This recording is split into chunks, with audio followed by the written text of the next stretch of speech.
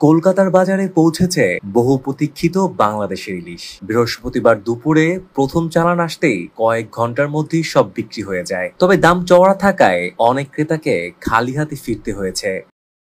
Times of ইন্ডিয়ার প্রতিবেদনে বলা হয়েছে, মানিকতলা ও লেক মার্কেটে 1 কেজি ইলিশ বিক্রি হয়েছে 2000 রুপিতে, আর 1.5 কেজি বেশি ওজনের ইলিশ উঠেছে 2500 রুপিতে। দুর্গাপূজায় সামনে রেখে মৌসুমী এই মাছ কিনতে ভিড় করেছেন ক্রেতারা।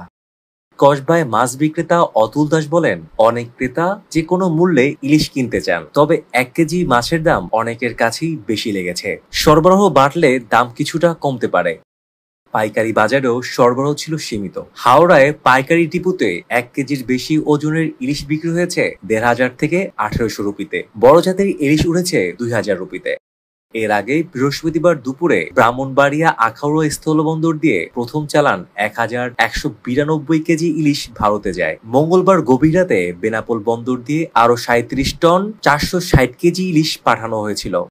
সরকার ইতিমধ্যে 37 জন রপ্তানিকারককে মোট 1200 টন ইলিশ রপ্তানির অনুমতি দিয়েছে। প্রতি কেজি রপ্তানির মূল্য ধরা হয়েছে $12.50, যা বাংলাদেশি টাকায় প্রায় 1500 টাকার মতো। ব্যবসায়ীরা মনে করছেন, ইলিশ রপ্তানি বাংলাদেশ ভারতীয় সৌহার্দ্য বাড়বে, তবে সাধারণ ক্রেতাদের আশঙ্কা এর প্রভাবে দেশি ইলিশের দাম আরো বাড়তে পারে।